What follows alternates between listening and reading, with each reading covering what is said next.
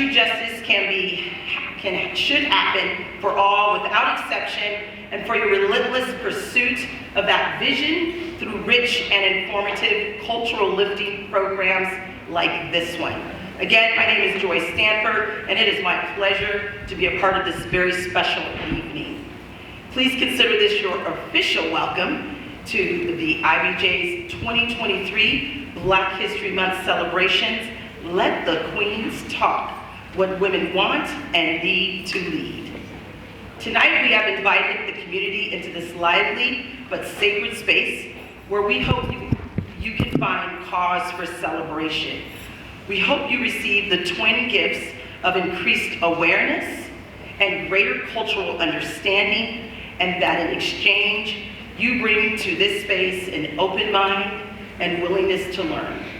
We also hope you'll be inspired to support IBJ's efforts to accelerate, amplify, and be an accomplice for the justice system transformation. Before we go any further, we feel it appropriate to pause for land and labor acknowledgement. We acknowledge that Tacoma Community College stands on the traditional homelands of the Puyallup tribe. The Puyallup people have lived on and stewarded these lands since the beginning of time and continue to do so today.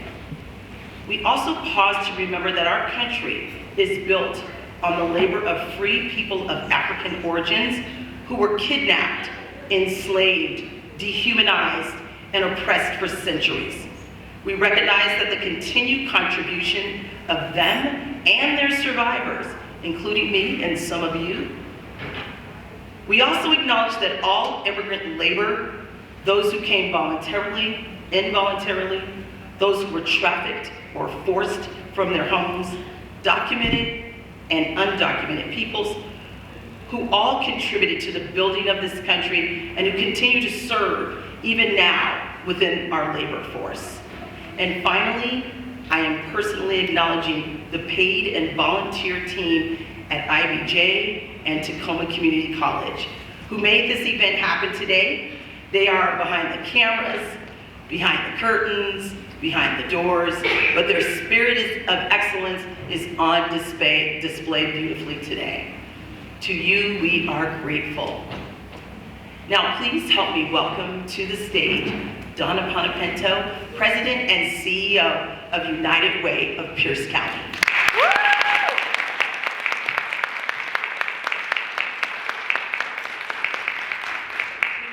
Good evening. How is everyone?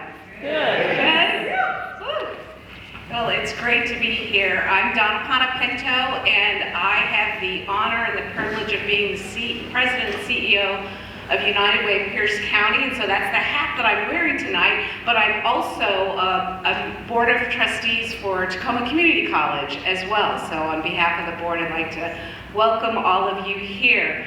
I'm really looking forward to tonight and this evening's Let the Queens Talk panel, and pleased that United Way could be a sponsor of this event. You know, when I look, we get asked all the time to sponsor events, and I'm always looking at how does that event align with our beliefs and what we're trying to do at United Way. And the work of IBJ aligns so much with what we do at United Way and what we've been doing for 100 years. Our organization's 100 years old in this community.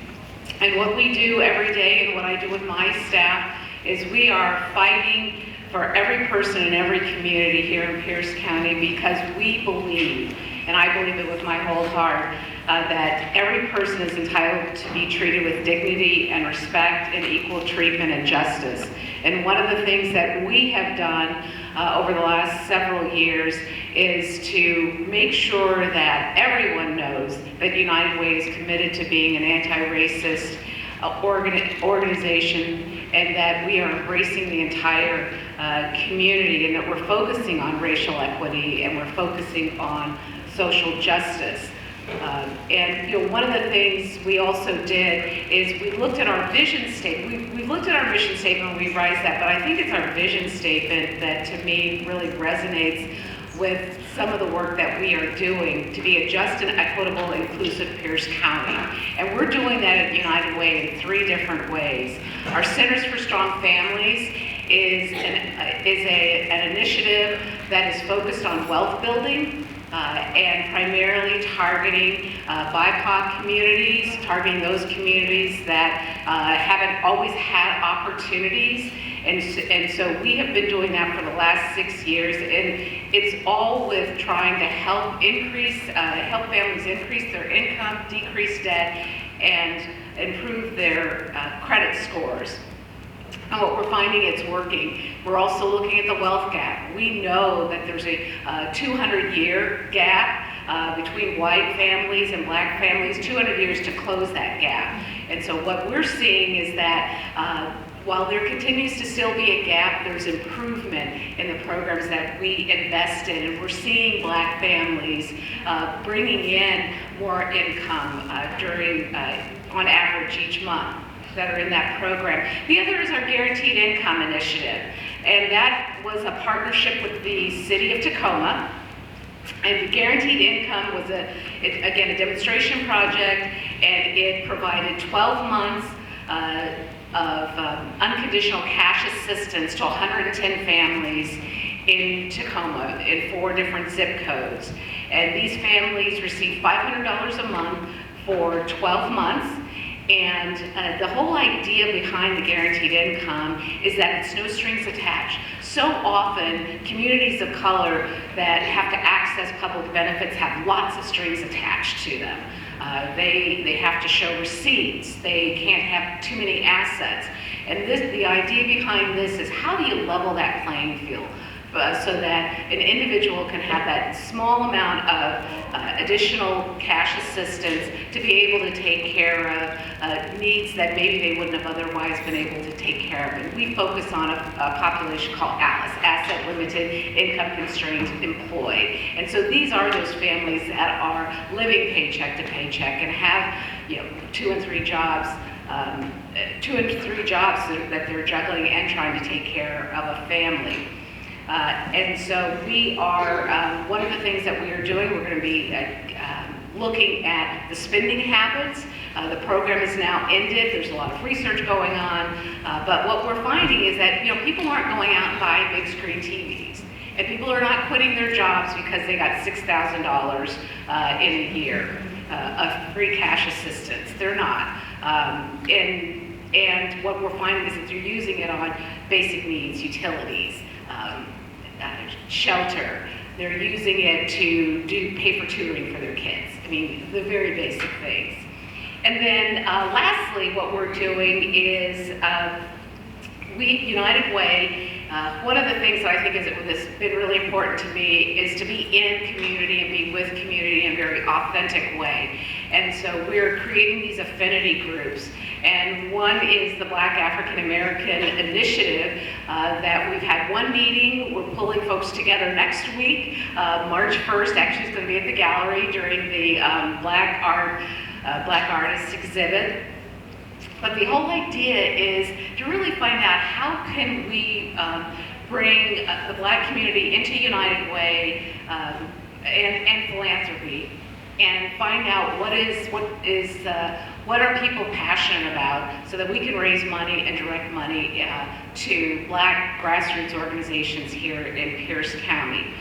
So that's just, Carol wanted me to highlight some of the things that we're doing at United Way, but all of those things that we are doing are tied to ensuring that there's equity in each of those programs, that United Way is investing its dollars in a very authentic way out into the community. And I think most importantly is just for us to show up. And so I'm happy to be here. And now I want to introduce Dr. Ivan Harrell, who is the president of Tacoma Community College.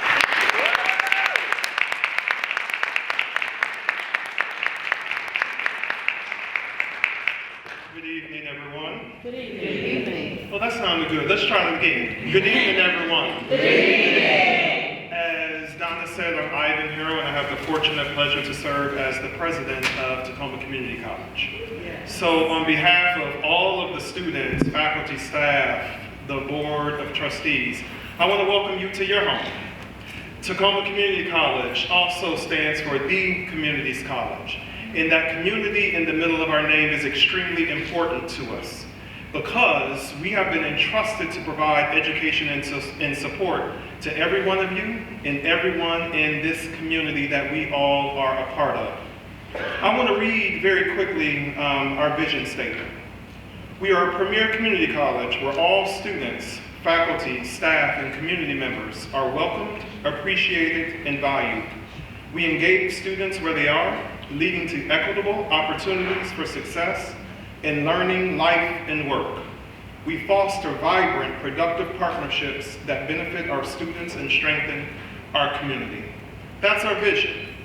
We're not quite there yet, but we're working extremely hard to do so. And part of that, as we said, is the community partnership piece. And so I want to thank Queen Carol and the Institute of Black Justice, who is a strong partner to Tacoma Community College, for bringing this event here today. So welcome, enjoy the evening. I look forward to amazing conversation, and always remember, TCC is your home. Welcome.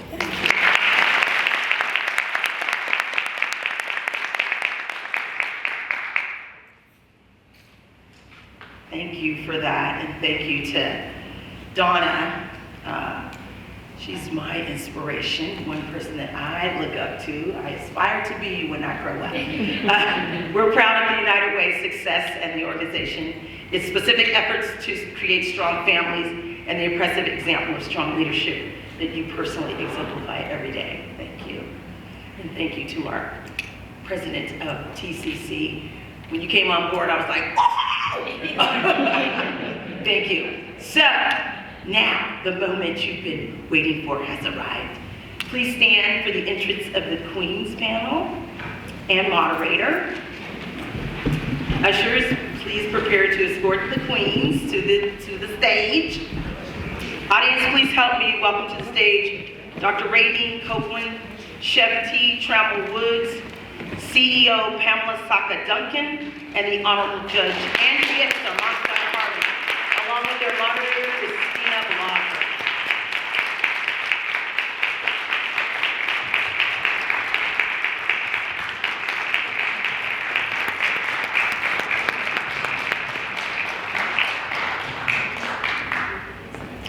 Thank you to our ACES ushers and our amazing queens and moderator. IBJ has brought the royalty to the house tonight.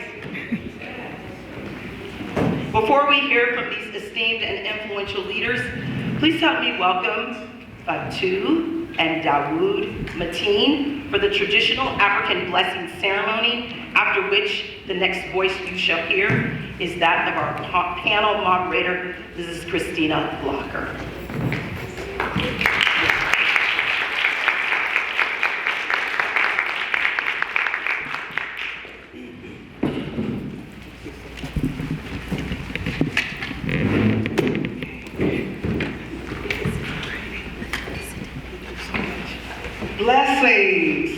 Blessings and greetings to each and every one of you. Thank you so much for coming out and spending time. Let the queens speak, let the queens talk. Abundant gratitude, firstly, to our most gracious, most compassionate, most merciful Creator. To Ivy Justice, Institute of Black Justice, putting people at the center of your work, always and forever. Always and forever. To Tacoma Community College and your staff, volunteers, thank you. In the Ghanaian language, Madase Pa, that means thank you. To our panel of queens, you are feminine royalty. You are feminine royalty. Thank you. And to all of you, our royal guests, we've been here together before. Some of us get glimpses of remembrance. Welcome back to the village. We see each other and we know each other. We do. And once upon a time, we were here. We sang, we danced. We shouted, we raged, we loved, we pained. Thank you. Madase Pa. In ancient times, libation in theater was sacred. It always will be, and it will always be a reenactment in performance of what has happened before. So breathe with me. Inhale, exhale. Drop your shoulders.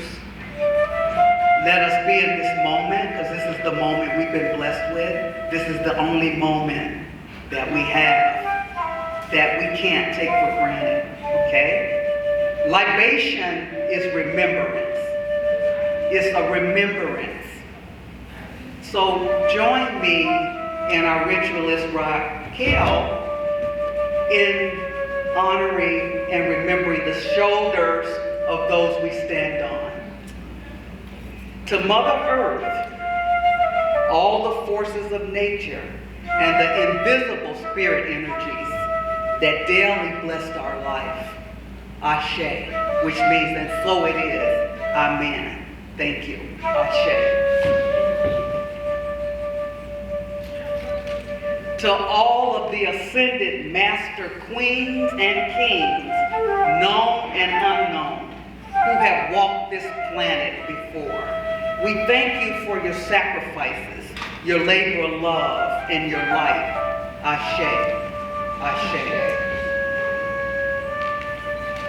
To the Agoji warrior queens, to Queen Njinga, Queen Amina, Queen Buktu, Timbuktu. Tim means place, and Buktu was the first woman queen that found that area. It was a resting place for the camel caravans. And if you trace history back anywhere on the planet, you're going to find that it was first a queen that led the way. We thank them abundantly. Ashe.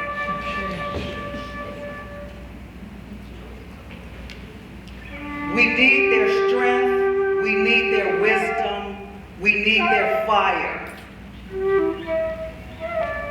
As we elevate, libate, liberate, voodoo, purify our intentions, and raise our frequency, we will do our part in the ancestral circle. To all of our ancestress mothers, grandmothers, aunts, sisters, daughters, granddaughters, nieces, we tribute our life to the eternal circle of sisterhood. We salute, honor, and we thank you. Teach us how to harness our anger and turn our pain into healing energies and useful fertilities. Hold and teach our youth and our future generations. Ashe. To all of the freedom fighters for justice, inclusion, and equality, and to all the men who love us, protect us, provide for us, and pleasure us, hold us and shower us with your best nature so that paradise can continue to lie at our feet. Ashe, ashe. At this time, I want you to say their names. Those who you've loved, those who you've appreciated the history of. Energy doesn't die, it just changes forms. So say their names out loud. All together, say their names. You're the ones who have passed on, the ones you love. Say their names. Say it loud. Lily. Sadie Holmes, Florence Kennedy. Say their names. And let us take this moment to never let life distract us in a way that we don't remember. Because that's what libation is. And by the way, when our children, grandchildren, or any of them spill a glass of water, our water rituals, that's a libation. As we make our life a prayer, That's a libation. That's a libation. So when water is spilled, it's the libation yearning for itself to be remembered, because water is strong and it's a reconciliator and it's peace. As we look at our queens and we're ready to listen to them with our hearts and witness them in all of it, I want you to see the empty chairs on the stage, and I want you to think about out of all the people who have walked this planet, who would you like to be sitting in those seats? And imagine that there's 1,000 chairs of ancestral energy that's here to help us, to witness us with the wings of not being captive by the physicality. Just imagine. And the emptiness on the stage, because this is a theater of mystery. Mystery is what we about. It's what our psyche and our spirit loves. Because we all have our own interpretation of that symbolism and that ritualism. So I just want to say thank you so much. Thank you so much. Thank you so much. And bless this sacred event. I want a special shout out to Carol. You know, we're all so beautiful that beauty make you cry and let your tears flow, because the rivers and the oceans of Queen Mother Yemaya, as a folklorist and a griot, those tears are sacred. When you have a tear run down the eye or you wail, you get to be born anew. So I just want to say to each of you, I witness you, the love between the hearts that only our Creator can give. I'm so happy to be in the room in this moment with a room full of queens and kings, visible and invisible. So peace, love, and let us now turn our gaze to our queens and everyone. And blessings to you. God bless you. God bless this event. Blessings, blessings, and abundant blessings. Thank you, God.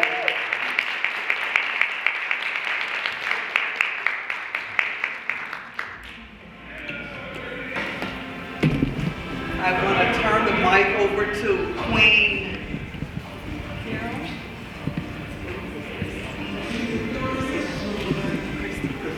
Okay.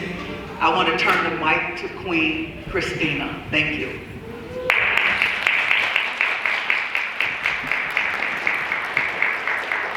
All right, good evening, everyone. Can everyone hear me? Yes. Perfect. First of all, it is so good to see so many of your beautiful, handsome faces to be here to support these amazing queens tonight. So first, my name is Christina Blocker. I am so pleased to be your moderator tonight for our conversation about Let the Queens Talk, what women want and need to lead. I count it a privilege to be in community with you all, with this powerful group of leaders, both here as our friends in the audience and the amazing leaders here up on the stage. Where tonight we're going to be listening to their wisdom, their knowledge, and their lived experience tonight. But before we introduce our amazing queens, I want to just really take some time to honor the folks that made this event possible. And folks, how many of y'all are just thinking about how beautiful this room is, how amazing that food was outside? Can we get a round of applause? And in addition to that, I want to make sure that we honor the Institute for Black Justice, Tacoma Community College, United Way Pierce County, and the Greater Tacoma Community Foundation for making this IBJ, Institute for Black Justice event possible and free to the public. Thank you, thank you, thank you. Also, we've had an amazing host, Joy Stanford. Where is she? Live.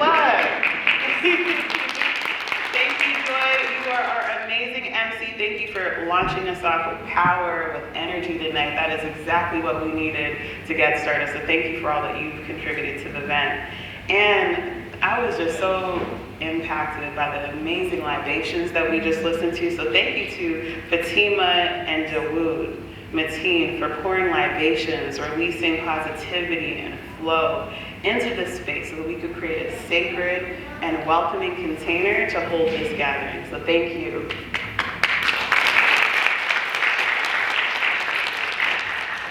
All right, y'all, I'm gonna need your help because I think, as you all know, it is Black History Month and I want us to really celebrate these queens. So as I'm naming them, if you all are okay with it, I'm gonna call you Queen and your last name. But as I'm sharing your name, if you can wave to folks in the public, I want you to feel that royalty, that your queenness, right? So how we introduce these 4 queens in greater detail, I'm going to talk to you about their queenness. But please, y'all, if you could clap, if you could do a little whoop as their names are being called, that would be great. So first we have is Dr. Radine Copeland.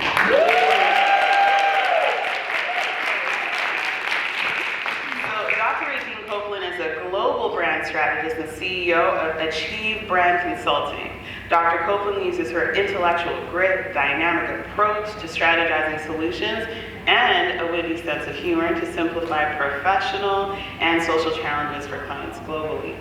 She believes any individual can be inspired to be his or her or their best through ongoing engagement and effective management strategies.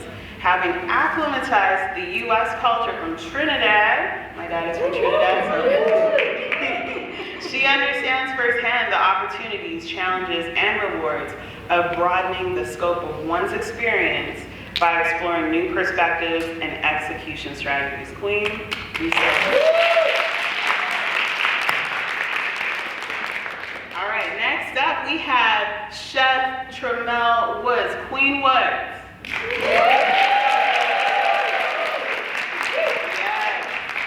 Chef Queen Woods is a restaurateur, a consultant, and a private chef, activist, and advocate. After the many hats she wears, Queen Woods is most passionate about being an activist and restaurateur. As the founder and CEO of a 501c3 called Igniting, FLAMES, Flames Forever, Queen Woods believes it is bigger than us and therefore focuses on fostering leaders and mentoring entrepreneurial success, while addressing the needs for mental and physical health, financial literacy, and self-care for our Black youth. Queen Woods' vision is to operate a social purpose corporation that will be the foundation and the catalyst to build and sustain igniting flames forever and change the life of our youth at a pivotal point in their lives. Chef Woods reports that she spent 20 plus years in the system as a public servant and believes it is our responsibility as adults and protectors to be the change that we want to see for our youth. So thank you. Thank you, Queen. All right, next up we have Queen Duncan. All right, Queen Pamela Saka Duncan is the President and Chief Visionary Officer of the Ivory Coast Agricultural Network. Queen Duncan considers herself a change agent and is an accomplished social engineer stemming from her lifelong commitment, passion, and dedication to addressing critical community and social issues. She's embraced the name Saka Zuin, all right, bestowed upon her during one of her ventures in West Africa, as it means both visionary, capable woman who leads. That's beautiful. That is so beautiful. And it also stands for rice. And we know that that provides so much sustenance for so many of us around the world. So that is so beautiful. The latter, interestingly, became the focus of ICANN's first agricultural endeavor. Queen Duncan has almost 40 years of professional experience ranging from the private, nonprofit, grant-making, education, and governmental sectors. She is active in marketplace ministry and serves as an ordained elder with Restoration Life Church. Additionally, Queen Duncan's academic training includes a master's degree in urban studies focusing on economic development from Cleveland State University and a bachelor's degree in organizational communication. And finally, we have our queen, the Honorable Andrea Sarmonica Jarman, King County District Court Judge, Queen Jarman.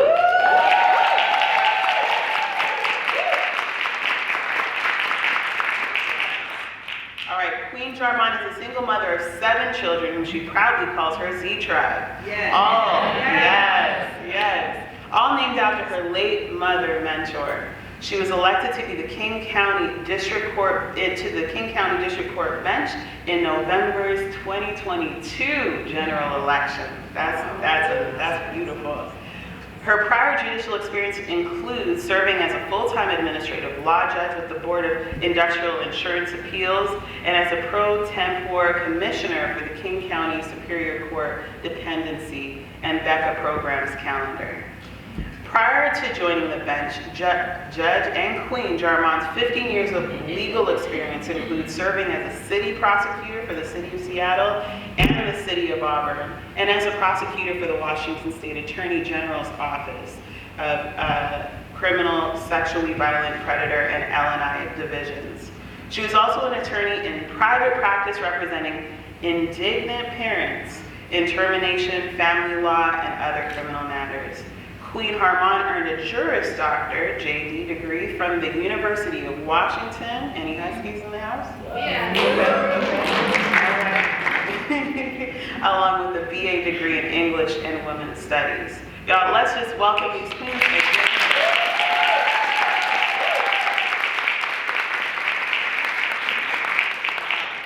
So now we've got a little bit of an appetizer, right? We've got a little tasting of these amazing queens. We're going to go ahead and get started. I have a lot of questions, and I know we have about 40 minutes to work through these questions.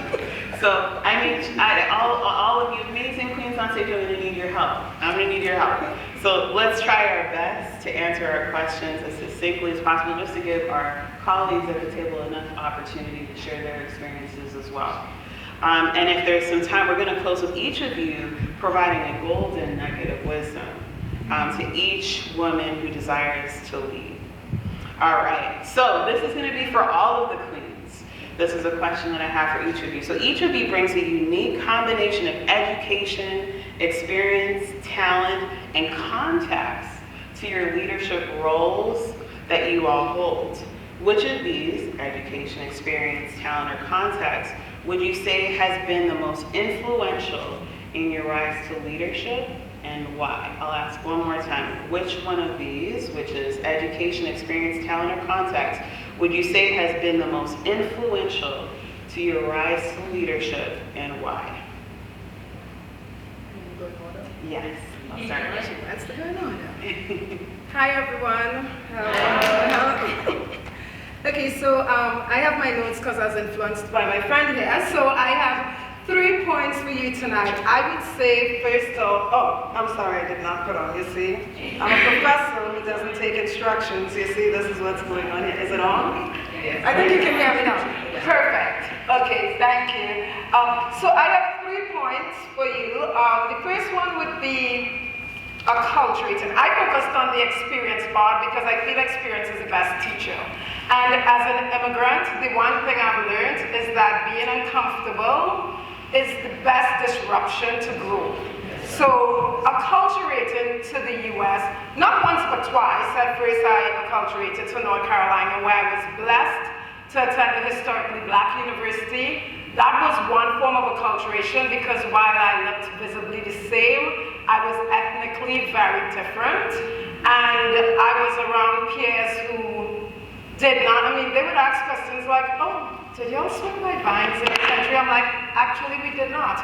But the point is that they did not, that was an experience I think now I've been in the States a long time, that people will associate with different races, but there is something to looking the same but being in social spaces where you don't feel the same. The second time was acculturating to Seattle, where I got my professorship, and that would be the first time I was in a predominantly white culture and institution. And I will quickly say that just being fed from my Black peers, from my historically Black university, they really prepared me for that transition. And of course, my foundation in Trinidad just always gave me a sense of grounding. Because if you try to be a carbon copy of yourself or someone else, then they're going to get you, right? Because you're going to be weak. You cannot unplug from your life source. And that's one thing that has always helped me. The second thing is attacking my limiters. My sister told me university would be the one experience I have to explore loads of things. So I did everything. I sang jazz when I didn't know what jazz was. I did theater when I never acted. I felt like I was afraid talking to people, so with my broke self, I started selling Mary Kay because I was like, you have to sell that lip gloss. So that has always been my approach to life. If I identify something that's a barrier to my success, I will figure out a way to attack it, make myself uncomfortable, and build that muscle memory so I can improve.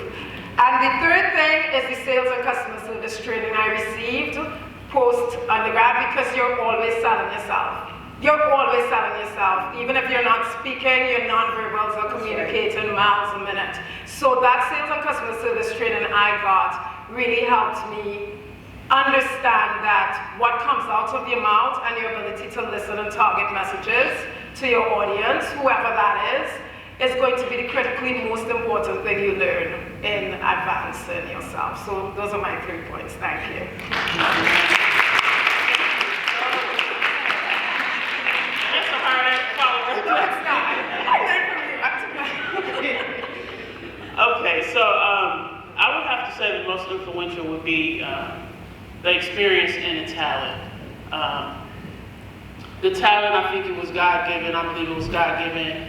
And the God-given talent that I was given was to serve others, servitude. The definition of servitude, a lot of people probably wouldn't like the title, that definition that goes with servitude. But in a bigger scenario, in a bigger field, I feel as if because that was my God-given gift, that I went into fields that was to serve and protect. So I was in law enforcement, juvenile detention center, and it was something that I was very passionate about. The first thing was juvenile DT, and that's where the initial thought that we need to help our youth came from. It was a really horrible thing to see, going from being in the units to going to intake. And I remember begging my lieutenant, put me in intake, and not knowing what to expect in intake, because intake is when they come right off the street. And it was times, and even today I get emotional because it was times when the children would come in there, and the one thing that made me say, this is where we need to reach our kids, because it's at a pivotal point of their life. I had that young girl come in there, she was about 13. They ranged from 8 years old to 18. And she came in and she was crying, and before they can go into the cells, the detention facilities, if you will, they have to, we have to look at her and make sure they're clean and what have you, and nothing is wrong with them. So she comes in and she had all these burns from head to toe. Iron burns, cigarette burns, everything you could think of. So we couldn't accept her in the detention center. She had to go to the hospital first. So my God-given gift to serve people, Jesus washed feet. And so it is for me to serve our youth, because if we don't, that's our future. That's right. And so the talent led me to the experience. I had to gain the fundamental skills needed to level up into different areas in my profession. So I would say the most influential was my talent and the experience that I've learned.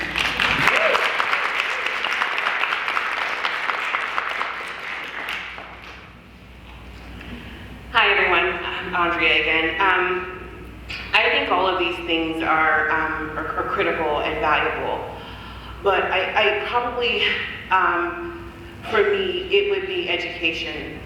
I say often that my education saved my life, and I say that because I was a child who was abused very badly.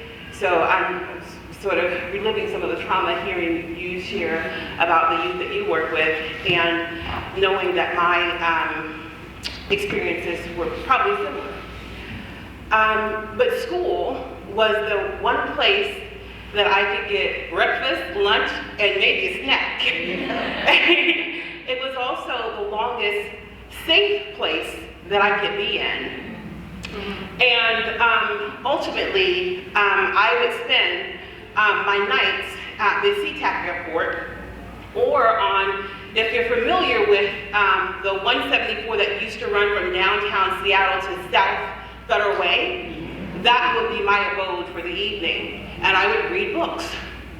And ultimately, through meandering through various youth homes and transitional living shelters, I met my mentor, the lady whom after all my children are named. And I don't know what she saw in me, but she was like, I'm gonna help you. And she helped me compile all of my transcripts, and she determined that I'd gone to like about 11 or 12 different schools through middle school and high school.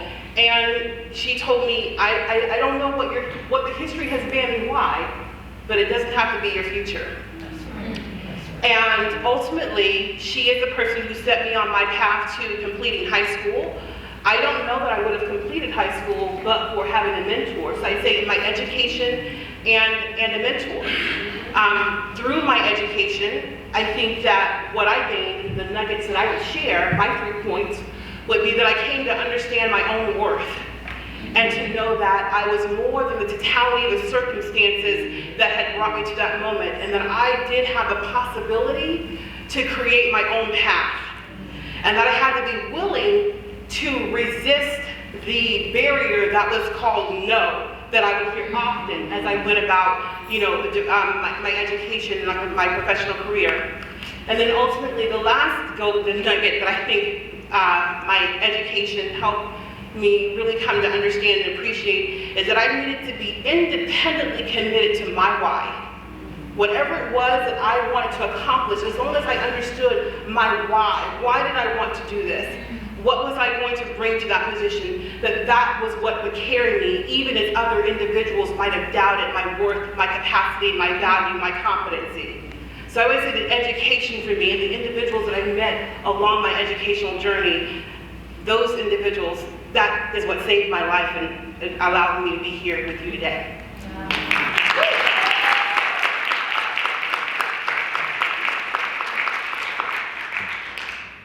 Hi everyone, I'm so grateful to be here this evening, and I thought about each of these 4 elements, and they are all very important, but for me, none of these has been the most influential thing that has led to my stepping into leadership. What has been most influential to me are 2 women who are sitting here, my mom, Mary, and my Aunt Pat.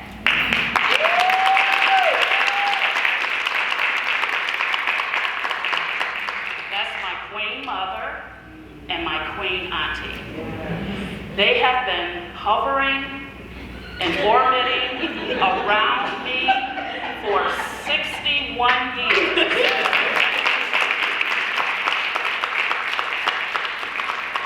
They showed me and impressed upon me the importance of believing in myself.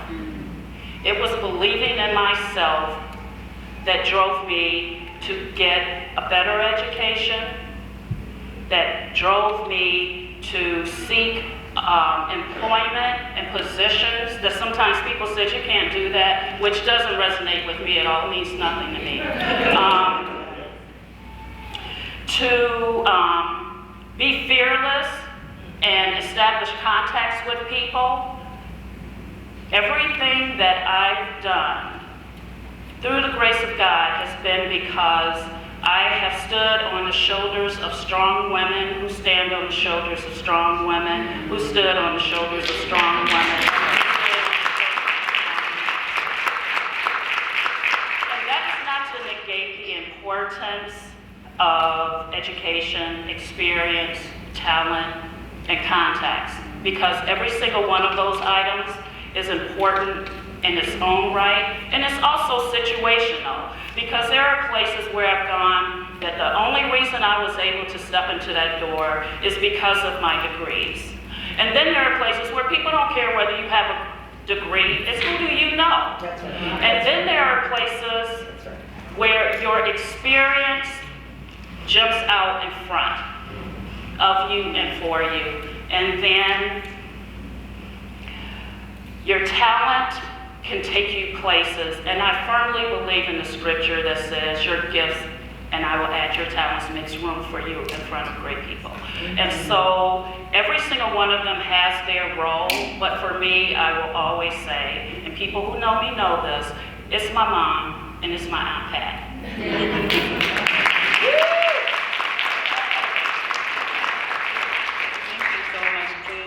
So many of you touched on so many pivotal and powerful experiences.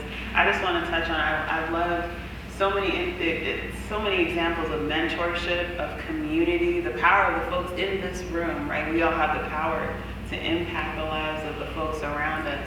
Youth, older folks, it's reciprocal, right? We are all empowering each other. Thank you for sharing your stories. Thank you for showing and communicating your stories of resilience. That was so powerful to listen to. So thank you for sharing. All right, so we're gonna move to the next question, which is gonna go to Queen Duncan. I have a loaded question for you. It's about a 3-part question. All right, so the first part of it is, what was the catalyst for your creation of the Ivory Coast Agricultural Network? So that's the first question. The second question is, what have you learned about leadership from Ivorians who you now have to influence and lead? And then the third part to that question is, what differences have you noticed in how you're received? Okay. The catalyst for the Ivory Coast Agricultural Network, which if you haven't picked up, the acronym is ICAN, really stems from the first time that I went to West Africa and connected with people who looked like me, who looked at me and said, I see you, who said, we understand that you need to be back. And I wasn't expecting anything beyond, I'm on a trip, I'm accompanying my pastor, and I'm just thinking, nice trip. But I did stay in touch with people. And because Côte d'Ivoire is a French-speaking country, I was able to pull up on all of the French that I had been made to take from the 3rd grade through college. And so making that contact, I really didn't expect that would go anyplace, but a couple of years ago, actually, during the pandemic, a couple of the brothers reached out to me and said, could you help us? We are really having a difficult time with transporting commodities to markets where we can make money. And I had just been so struck by the extreme poverty, by how people get out and they hustle. You don't see people with signs anywhere about give me money. You see people out working to earn their keep, to sustain themselves. And that really moved me. So we began having conversations about how could we help you? And at first we entered into this conversation with my American partners. We were thinking, how might we realize a return on investment? And then we realized that's the wrong way to do it, because that's the story of African countries. It's about extraction and exploitation. And we did not want to continue that narrative, so we asked, what do you need help with? And the response was, we really need help growing rice. That's another very long story. But we began to just collaborate, and we decided we only will go into communities where we are invited, where we can work in collaboration with communities to help with the things that they need. That's sort of the story. I gave the short version. But here's the thing.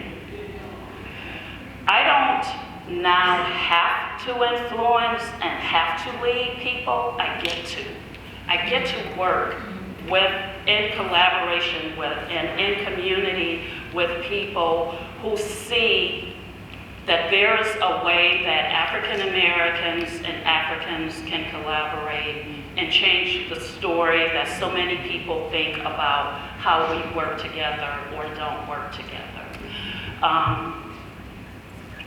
I see people who are extremely diligent, extremely hardworking, who believe in themselves, and yet because of being colonized, have so much they have to work through, which is pretty similar to those of us who are products of the diaspora, who also have to work through years and generations of trauma. So we get to heal together. So when I think about what I'm doing and what my partners, both the Americans and the Africans are doing, we're working to break systemic oppression and generations of trauma and not believing in ourselves and rising up together. And so the difference in what I've noticed, how I've been received, is I'm always embraced. And people believe in us. And that I cannot express in enough words what that means. Well, thank you so much, Queen Duncan. That was powerful.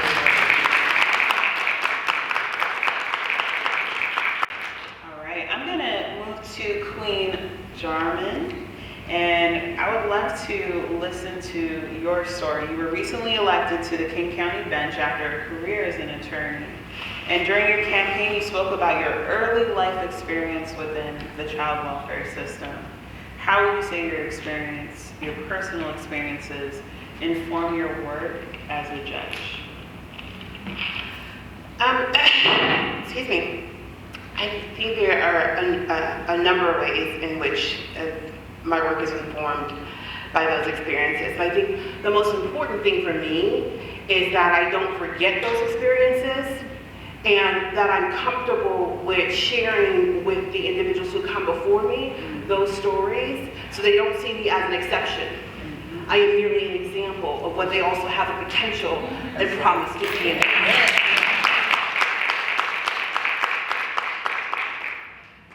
I think that also it allows me to, be creative. I'm in district court, which is a court of limited jurisdiction. We are the people's court. That's most often the first encounter that many individuals will have with our criminal justice system. Those are your misdemeanors, like your DUIs, assaults, criminal trespass, and a lot of crimes of property. And so I have the opportunity to try to refocus and reshift, rehabilitate. That's the primary goal. And so many times, people just need to be seen. They need to be heard. Yes, we need accountability, but people are more, like I said, than the sum total of those circumstances. And so sometimes it helps to hear from the bench who they see as this high level of authority, although I'm just a human being, right? But they need to hear someone say, let's try this again. I know that you've not come before court several times before with another judge, but this is my my first encounter with you. We're gonna start on a clean page. I'm gonna PR you. I want you to come back with me. Take chances and allow for the infallibility of what it means to be human and the difficulty of life and property and how that impacts us. Sometimes people can't make it to court. And sometimes they are troubled by all the other issues that are going on in their lives. And so that they are in court, but they're not even thinking about the case that they're there for.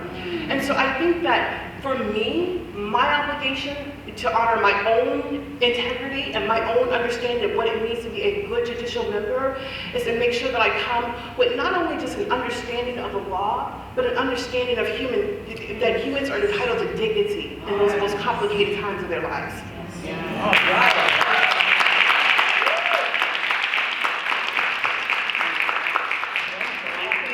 We are so happy to have you in the Senate. Run for office. Run for office. All right, now we're going to transition to Queen Copeland. Yeah, Dr. Copeland, your leadership trajectory is taking you all the way from Trinidad and Tobago to Seattle. How do you believe your leadership experience has been informed by your Caribbean worldview and attitudes? And this is a two-part question too. I have all the questions tonight. And the second part to that question is, do you perceive a substantive difference between your default approach to leadership and that of your peers? Okay, so for the first question, how do you believe your leadership experience has informed your, or has been informed by your Caribbean worldview and attitudes? So the first thing I want to say is a big part of navigating any space and surviving it, because just stepping into spaces, you're not sure you're going to stay there. It's just claiming your identity. One of the things I would say my Trinidadian heritage did for me is, while we are descendants of slaves, I was able to grow up in a culture where I did not feel suffocated. I did not feel like I could not be anything I want to be, because we're majority Afro-Trinidadians and Indo-Trinidadians with a small percentage of whites and Chinese in our country. So when you grow up in that way, there is the invisible hand of slavery psychologically, but not presently. So what does that mean? You come from a culture where you just have no limits for yourself. You're just like, oh, if I want to do that, I'm going to do that. So a big part I would say is, I often tell my students, it's important to claim your identity. So for me, I would be in white spaces and I say, hey, my tripartite identity is what has influenced my leadership approach. So I would always say I'm Black, female, and foreign. And what I have found is the pressures in the United States for Black individuals, sometimes I find them to buckle under the pressure of being white adjacent and not wanting to claim their identities, but that is how they get us. That's how they get us. That's how the rabbit catches you, right? Because the only thing you can be is yourself. So for me, instead of playing that game of, oh, I'm from the Caribbean, I'm not like the Black people here, and I'm just claiming it because it makes me sick. My friends from undergrad told me, they were like, you're Black in America, but you're going to be treated differently because you're from the Caribbean. And I did not understand. I had no lived experiences to question any of what they were saying. I just listened. And that is kind of what I experienced. Having said that, once you start moving up, right? Once you start moving up and being your authentic self, it's one thing when you're at the lower rung of the ladder, but once you start moving up, those differences equal out, because at the end of the day, I'm not hiding from the fact that I'm Black, foreign, and female. So I would say that is part of the worldview, and that's part of my rebellious attitude. I would go in front of my students' class and be like, I know you realize I have some beautiful chocolatey skin here. I know you may never have had a Black professor, but here I am.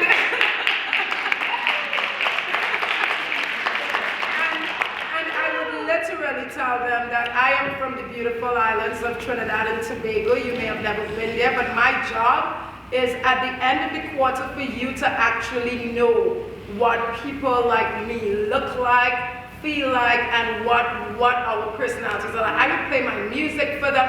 They more than likely think I'm a little crazy, but that is what authenticity looks like. And to me, I tire of this diversity talk where it's really just you being white adjacent and being there to fill their statistics. And I rebel against that. So that is my first part.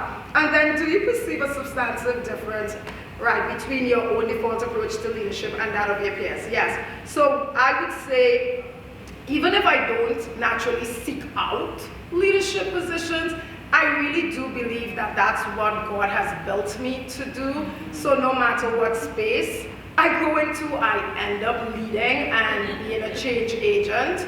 One of the things that I felt I did differently is in attacking systemic issues, leading the faculty as faculty chair, leading faculty as assistant provost. One of the things I did was really lead from an authentic place. So I knew, and I say this with much confidence, I knew leading from an innovative place. Academia has a very limited scope of what is accepted. But what I did is I've got my fully-bodied experience, and I decided to lead from all of my experiences, from my sales and customer service experience, my Caribbean experience, and I attacked systemic problems that they've had for over 50 years that they said could never change as the first Black leader. But that is only because I was raised to not fold, to not shrink myself. And even though my Black undergrad peers prepared me and told me what was going to happen, I did it anyways. Because at the end of the day, you are not going to take my track record of success from me. That's right. Okay, so you may whitelash me and try to push me out because I have achieved things that my white peers have never achieved. But I get to leave that space knowing that I did it my way and I served with authenticity and with integrity. Because if you're not using all your God-given talents to solve a problem because you're insecure, you're going to be whitelashed, that is not the way to excel and to be able to look yourself in the mirror and say, hey, I have done great things here, I have honored my God-given talents, and he's telling me it's time to move on. So that's my story.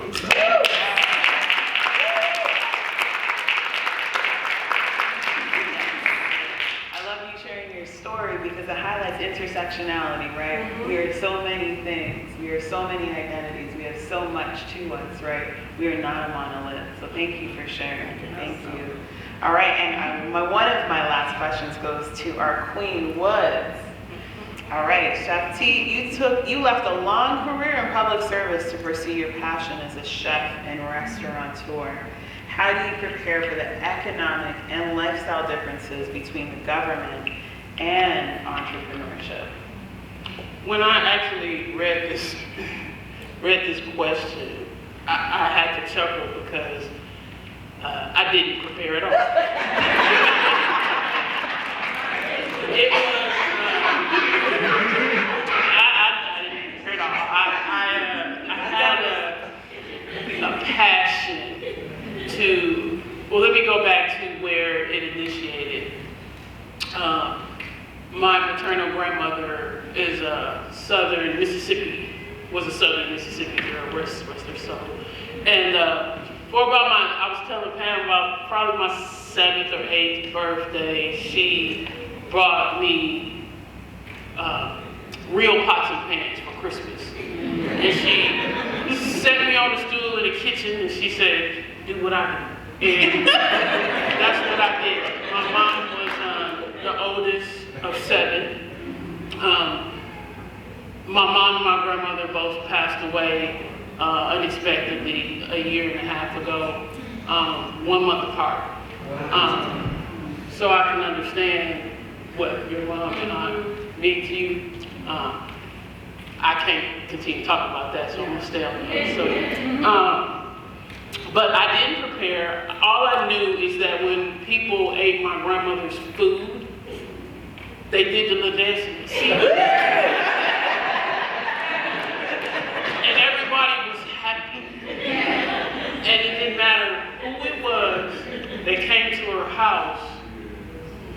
you were going to eat.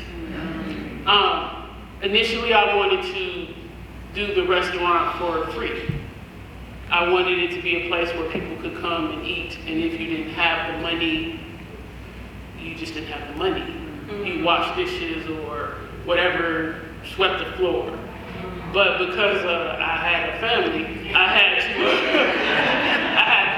it was a livelihood. So I actually was working at the Port of Tacoma, making really good money. And I want to say thank you to Carol. I met Carol, I think we've been knowing each other almost 20 years now, almost in 04. And I think she was over the mentorship part for juvenile detention. And I was a mentor. That's how I met Carol.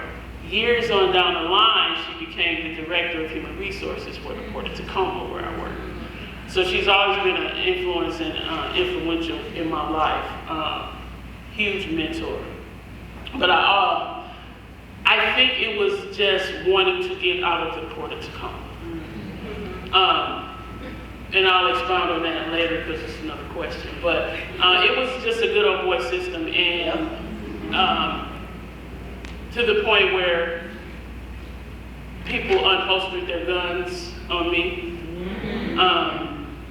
threw papers in my face, and it was just being a triple minority. I didn't realize it until I got to the Port of Tacoma. I didn't realize, I knew I was black, female, and lesbian, but it wasn't thrown in my face until I got to the Port of Tacoma. So the preparation was, I'm getting the hell out of here. That was my preparation.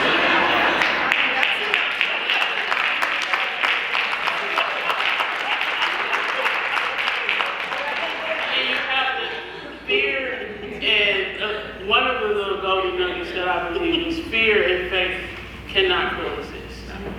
And either you're going to choose one. Yes. And I chose faith. And faith without works is dead. So you can put stuff on the board, you can speak it into existence, but if you don't put the work into it to go get it, you can hang it up. That's right.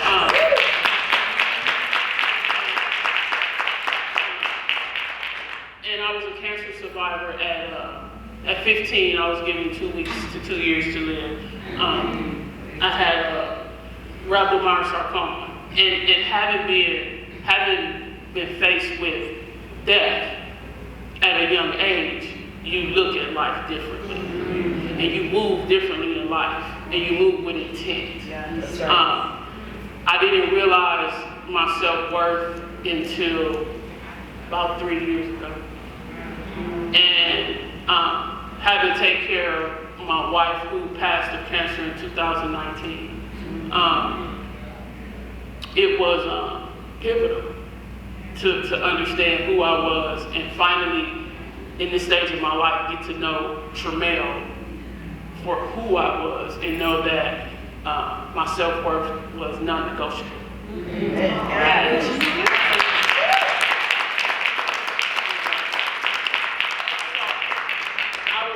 Anybody who was going from working for someone else to working for yourself solely, please have a plan.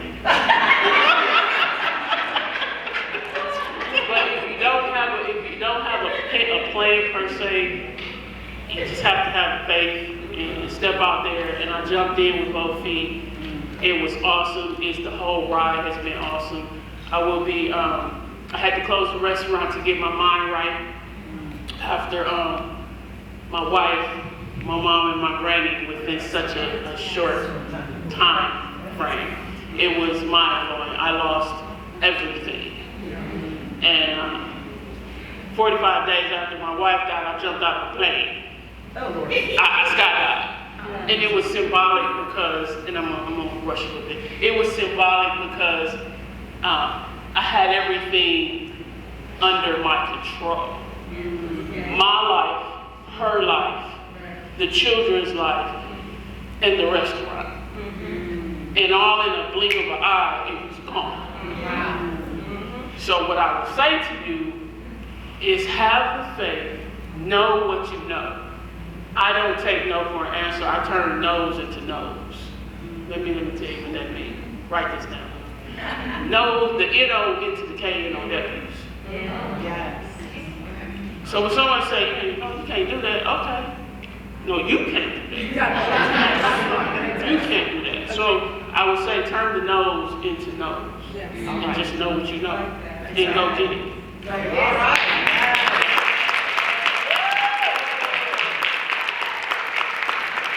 We have some amazing queens on the stage. Thank you, thank you, thank you. All right, so we're gonna go into our last question. Queens, in addition to mastering the content areas that you need to lead, women of African descent are often experience unique leadership challenges, including, as all of us know in this room, barriers to promotion, ethical standards that are not aligned with our values, microaggressive and we notice overtly aggressive inquiries about our hair and style, to downright acts of racism and sexism. So queens, if you could send a letter to the folks or the people who make your leadership experience the most challenging, what would you ask them to do different, or not even ask, what would you tell them? What would you demand them to do differently, knowing what you know now? That's for everyone, sorry. I'm very passionate about that. I'll go. So first of all,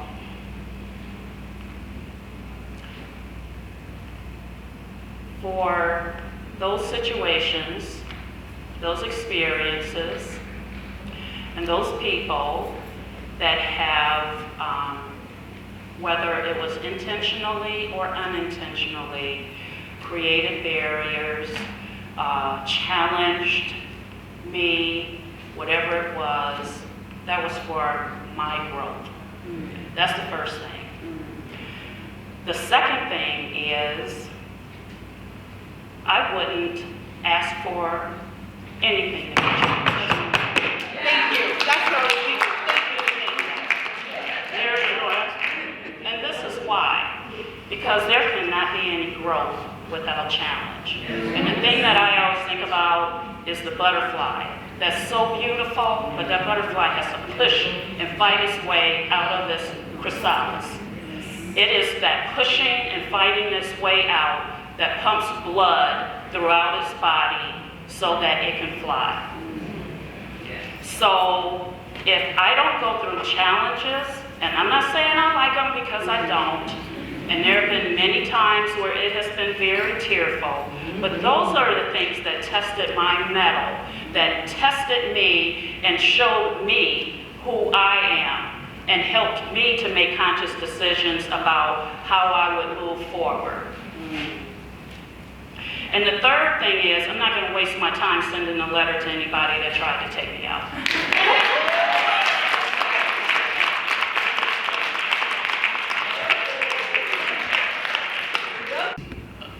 Hispanic guy, and he said that women, and he said it in a laughing manner, but he was dead serious. Women shouldn't be working. They need to be cleaning house and cooking dinner. Now, at the Port of Tacoma, in the officer department, it was only 2 black females, myself and another sister, who worked there. She now has a PhD in psychiatry. She still works at the Port of Tacoma. But because we were a triple threat, because we were educated black women, it was very, very challenging there. I knew when he said that, I was up for a promotion when he said that, and I knew when he said that I wasn't going to get the promotion. I knew it, because he was sitting on the panel. Ironically, he was in charge of writing the grants for the Port of Tacoma. The chief of the Port of Tacoma happened to be a black man from East Texas, and he could not pronounce my name to save his life. I was Tamil for 11 years. Loved him to death. And I went into his office and I said, Chief, I want to write this grant. And he said, he stuttered, you think you can? And I said, yeah. So I kind of bypassed the manager, went to Chief, and he gave me the grant. I wrote an $11 million grant for the Port of Tacoma.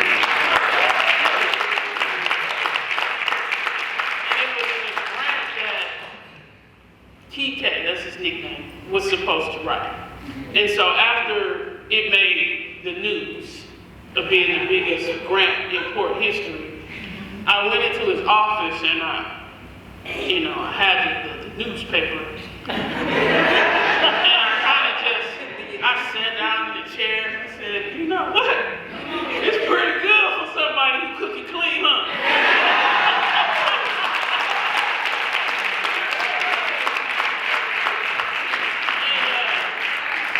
If y'all ever in the Port of Tacoma and it's a mudslide, y'all hear those sirens? Yeah, you did that. I did that.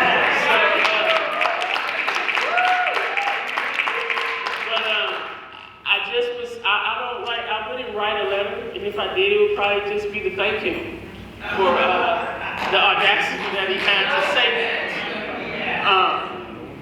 Knowing what I know now, like I said, I would, I'm into creating our own tables and bringing our own people. And I think the key thing is representation. I had people that looked like me and moved like me. There's a difference in having representation that looks like you, but are from the movie Get Out. That part.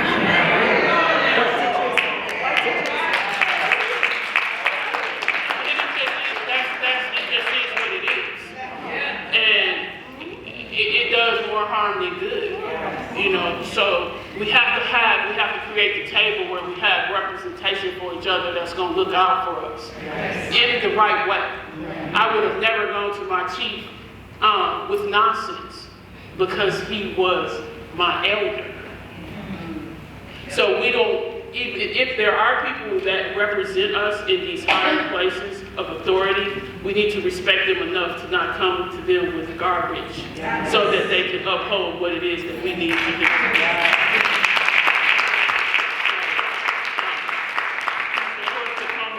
Leaving the Port of Tacoma was pivotal. It was huge. I mean, I made a lot of money at the Port of Tacoma sitting on the pier doing nothing.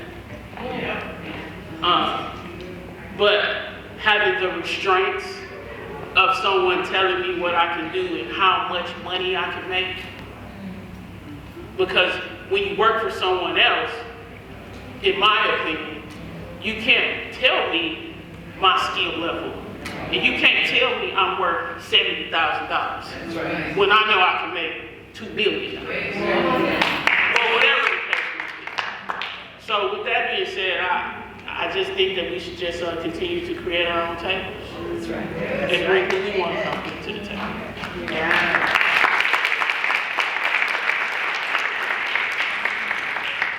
I will start saying that Dr. Carol Anderson, have you ever heard of her?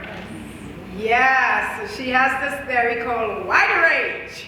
And my daddy all the way in Trinidad actually introduced me to this theory, and I just want to introduce you all to it if you haven't heard it. Wide range, she says that wide range is not against average people of color. It's against exceptional people of color. That's right.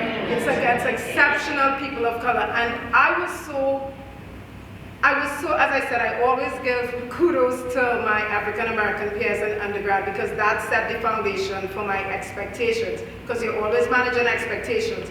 But understanding that wide range theory and concept is really important, because when you ask a question of what would you have done differently, I mean, we're already working twice as hard. Like, what are you going to do? I mean, what, 5 times as hard?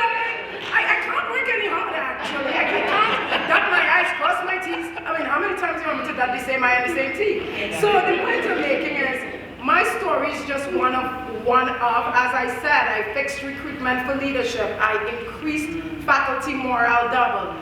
I implemented leadership training. I fixed a faculty event that was dead in the wind. I mean, they did not like. So I did all these things, and yet when it was my turn to be promoted, they were just threatened. And I mean, there's more to the story, I'll write a book. But the point I'm making, I'll write a book. But anyways, the point I was making, and I'll just say this to you, this is the Mickey Mouse racism that I was facing, which I was insulted by, but I appreciate. Like, I was the first black leader in my role, and it's an example I always share. It's as if, it's, you know how the finance office reports to the CFO? Okay, so in this office I was promoted to, it's the academic office, so it always, at all universities, reports to the provost. I was the first black person in the role. Where do you think they moved the entire office? Say it with me. Where do you think they moved it? To diversity. So it's almost as if they took a whole finance office and moved it under diversity away from the CFO because you're the first black leader.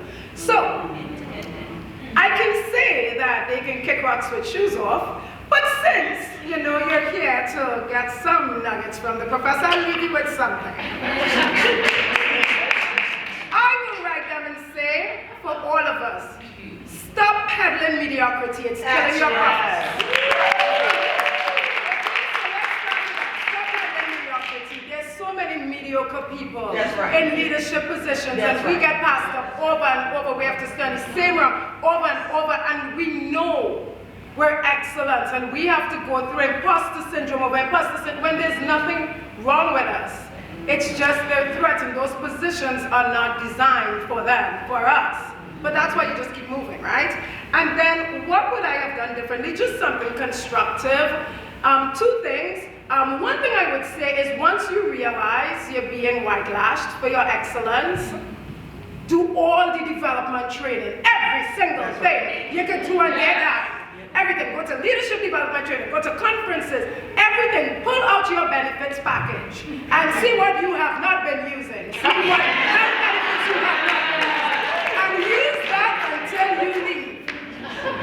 Right? And the second thing I would say, which is not PC, but I learned it from my mom, and I learned it from my African American friends, so please, you know, excuse my French. I would have said shit show less, but that's what I wasn't. I really wasn't, you know, and that's how it felt. I would have said it less. I did feel guilty saying shit show that many times, but that's what it was. And that's all I have for you today.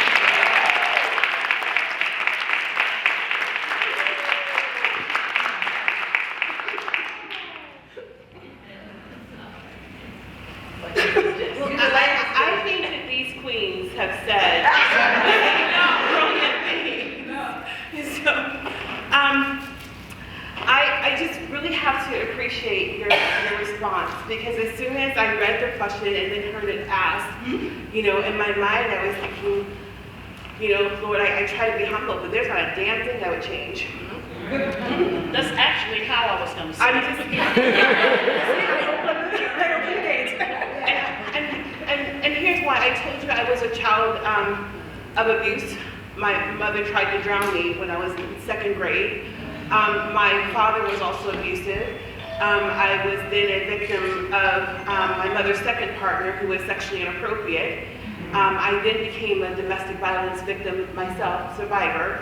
So by the time I got to the place where I had understanding of where my path was going to lead me, I'd been through all of the kind of tumultuous stuff. So in the workplace, it really didn't faze me. It was challenging, but you can't make people apologize for their own ignorance when they're not even aware of it.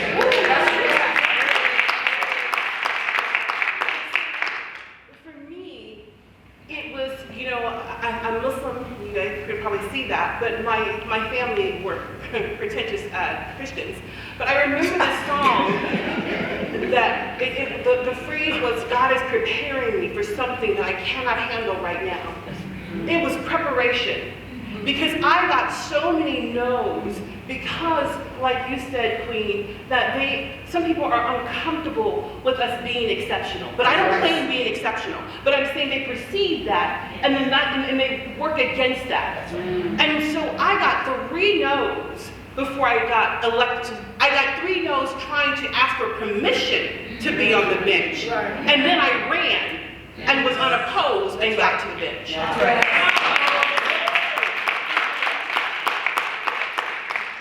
I think that my lesson is we have to remain committed to our own belief in our value and our worth, and we have to restore one another.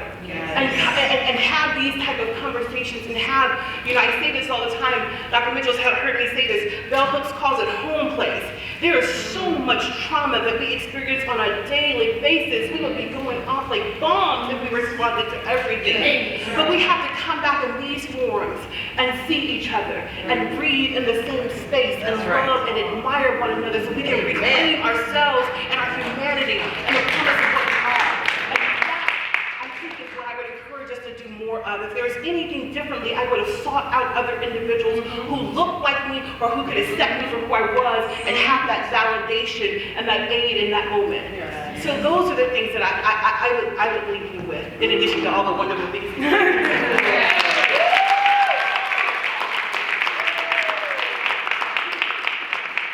This was just such a beautiful experience, a beautiful sharing of wisdom, of love. Yes.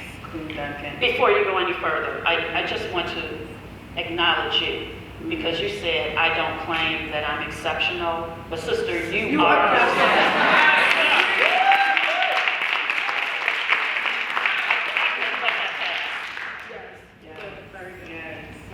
Thank you all for being here. And I want, before we prepare to wrap up, I just want us to take another deep breath, similar to our libations, to breathe in this feeling of love, to breathe in this feeling of joy, to breathe in this feeling of affirmation, of wisdom that we don't often get to immerse ourselves in with each other, with community. So y'all, if y'all could just indulge me for a second, we just do a collective breathe in and breathe out. Thank you all for your wisdom tonight. We really appreciate, on behalf of everyone in this room, our friends in the audience, and for each one of us on stage, we really appreciate your candor, your authenticity, your vulnerability, and your sage advice. I'm turning the microphone over to the Institute of Black Justice's founder and director of advocacy, Ms. Carol Mitchell. Can you give her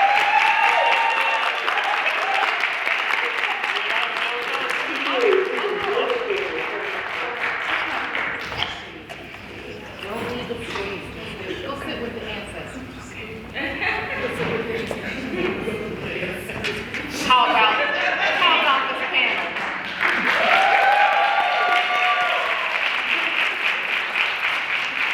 They are so amazing, and each of them I've known for different amounts of time, and it was sort of random the way they all ended up here together, and yet divine plan. Yes. Right? They were so different and yet so well balanced, like instruments playing together. Yes. They each have their own rhythm, their own vibe, but the harmony was really beautiful. Yes.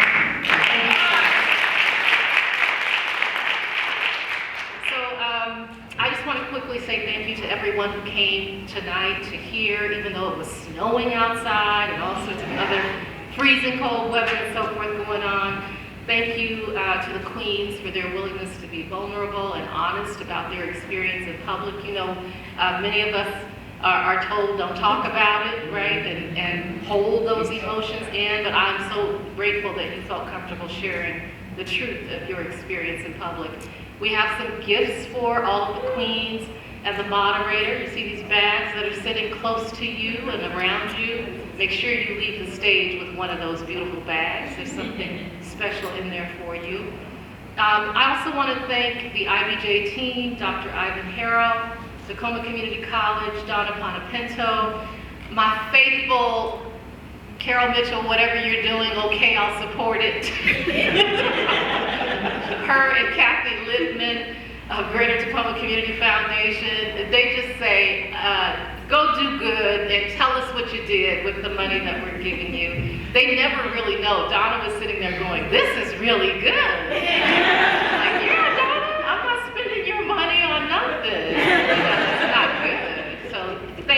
so grateful to them and for that sisterhood that I have with those two beautiful women leaders.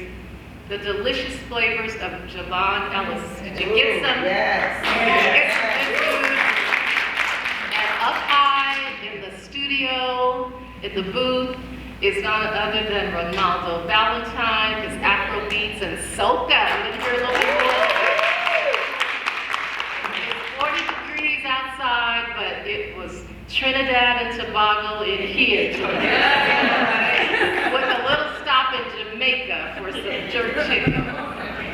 And then finally, I want to thank the members of our ACES Young Adult Leadership Group. You saw them at the reception desk. Art, can you have them come in? Yep, have them come in so we can thank them. The ACES are activists cultivating equitable solutions. So they're working on the next generation of social justice challenges. We hope you come out June 14th when we do our annual design challenge over at University of Puget Sound. We just move around all the different universities to showcase our young adult talent and to expose them to the possibility of higher education at one of these institutions. So I want all of them to come to the lower stage. I'm gonna come back with Dawood and Fatima Mateen, Rochelle Thermidor, all of you. TCC student artist Xavier, who helped us with the concept of the stage tonight. Arthur Watkins, Tia Harris Dalton, thank you all for being so faithful.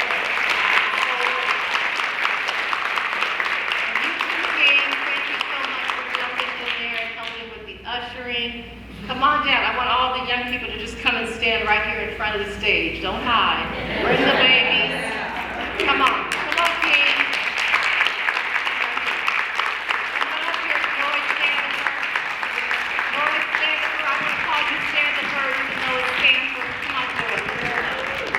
Yeah. And yes, you can congratulate them. But before we bring Fatima and Dawood back, I also want to take 5 minutes to just acknowledge the great work of some other young adult leaders that are in the house tonight. They are not expecting their names to be called, but Lorraine Stone, come on down here with us, sweetheart. Big holy children.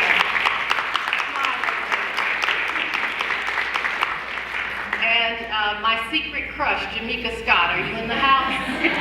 Come on, Jamaica. That's my secret crush.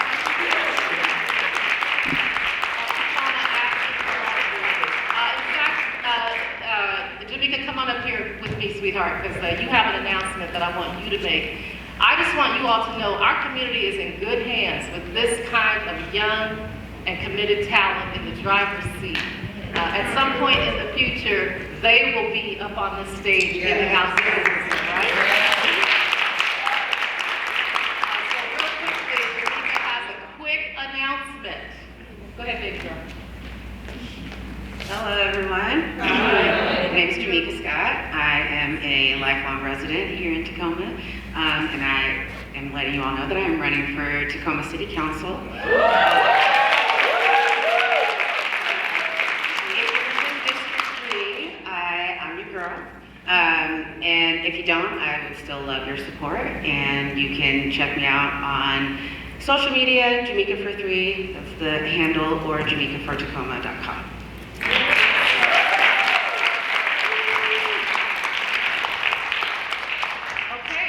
If you have enjoyed what you've seen, heard, and received tonight, and you want to see more events like it, you have a couple of options. You can stop and tell Donna Pinto to keep writing checks.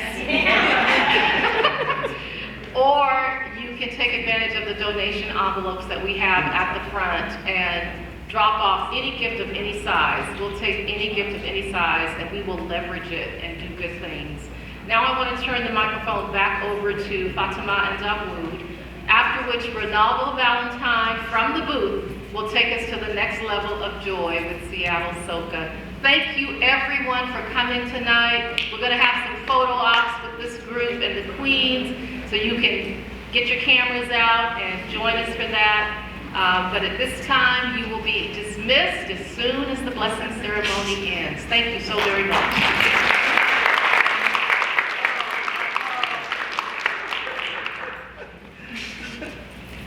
What an amazing event. Yes?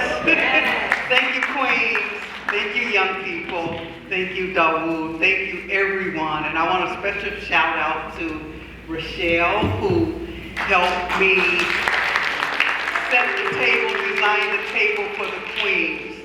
Such an interior designer she is. So I want you to join me in just saying thank you 10 times to the Queens, and let them feel it and let them witness.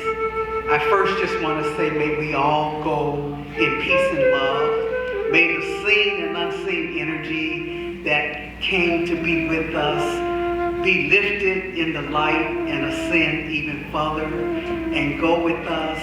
Let us release the things that we no longer need, and let us continue to know that this too shall pass, and we're all tested, and we all gotta play the deep. But we can continue to see each other in peace and love and know that we're a reflection of each other. We thank you, Ashe. Now, 10 times we're gonna say thank you to the Queens.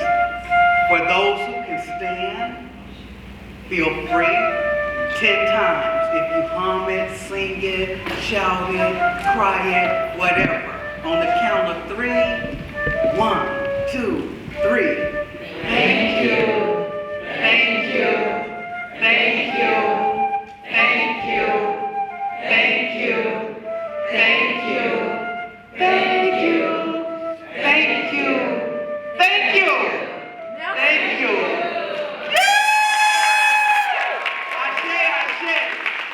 Thank you. God bless.